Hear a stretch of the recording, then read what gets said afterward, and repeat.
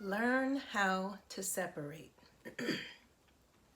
Today I'm going to read or talk about a story that I read this morning in Second Chronicles chapter 18 and then the first two verses of chapter 19. And this is the story about King Jehoshaphat.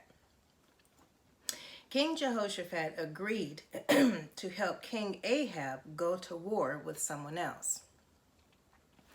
He wanted God consulted first. When God was consulted, the word was not to go because King Ahab would die. They decided to go anyway. During the battle, King Jehoshaphat cried out to God for help, and God helped him. King Ahab died that evening. Now I'm going to read chapter 19, verses 1 and 2. It says, when Jehoshaphat, king of Judah, returned safely to his palace in Jerusalem, Jehu the seer, the son of Hanani, went out to meet him and said to the king, "Should you help the wicked and love those who hate the Lord? Because of this, the wrath of the Lord is on you. There is, however, some good in you, for you have rid the land of the Asherah poles and have set your heart on seeking God." God knows how to separate what we do from who we are.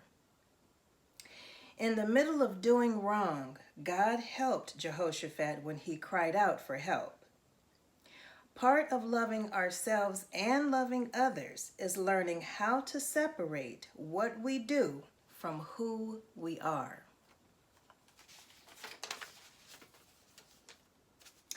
Doing something bad doesn't make us a bad person. Just like doing something good doesn't make us a good person. What we choose to practice makes up more of who we are. And if we don't like the results, we can always choose differently. You don't have to be in agreement with someone, with what someone does in order to love them. God didn't like what Jehoshaphat did, but he still helped him when Jehoshaphat asked for his help. My encouraging scripture is going to come from Matthew chapter 22, and it's going to be verses 36 to 40.